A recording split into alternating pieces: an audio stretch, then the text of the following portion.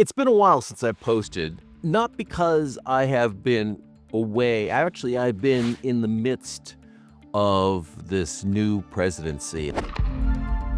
I have attended many briefings at the Capitol.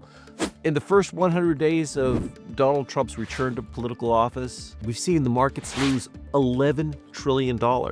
He rolled out what he calls Liberation Days, tariffs so sweeping they've sent shockwaves through the global economy. He's hinted at skirting the 22nd Amendment to seek a third term, and he's doing all this posting tweets as the Dow crashes. Last week, I sat in the U.S. Senate chamber for over an hour, no camera gear allowed, and watched as Senator Cory Booker deliver a 25-hour-long floor speech pleading with his colleagues to confront what's happening. He remained cogent the entire time, whereas I would have fallen apart and just said blah, blah, blah at a certain point. But he didn't do that. And it felt like a moment we'll be looking back on and say, that was the beginning of something. And outside the chamber, I've covered protests. I've been photographing Senate press conferences. I've watched day by day as allies of Trump, including Wall Street and farm country, began to break ranks. Yet the movement powering him forward is not slowing down. And let's be clear about one thing. Trumpism is not conservative politics. It's something else entirely, a populist surge in American life. Movements like this, they're not new. We've seen them before. Joe McCarthy, Huey Long, Father Coughlin, each came with promises to save people.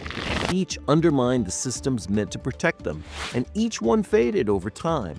But while they're here, they can do damage, and we need tools to deal with them. What I feel most strongly about is that this is not where people should be divided, and that because they disagree with somebody, that they're going to dislike that person. What we need to do is find common ground, and that's where I believe that I should be telling facts as I know them to be and letting people make up their own mind.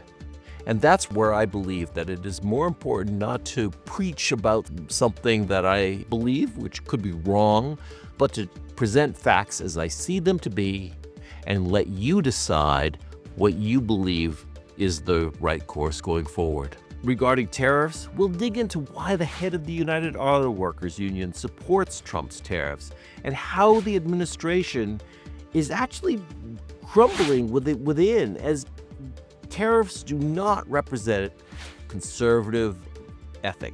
Go back to Ronald Reagan. Ronald Reagan was severely opposed to such things. Indeed, throughout the world, there's a growing realization that the way to prosperity for all nations is rejecting protectionist legislation and promoting fair and free competition. Now, there are sound historical reasons for this. For those of us who lived through the Great Depression, the memory of the suffering it caused is deep and searing. And today, many economic analysts and historians argue that high tariff legislation passed back in that period, called the Smoot-Hawley Tariff, greatly deepened the Depression and prevented economic recovery.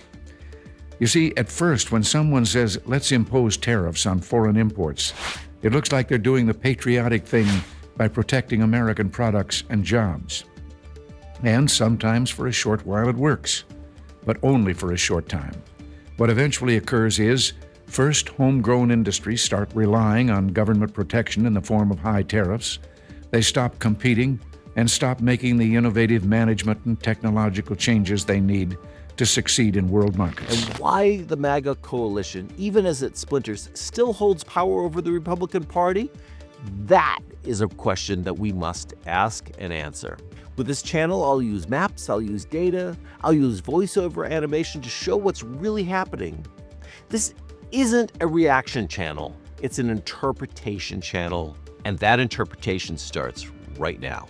So if you're trying to stay sane in a time that feels anything but, then follow along for the ride, subscribe, and engage in this toolkit because it's deeper than you think.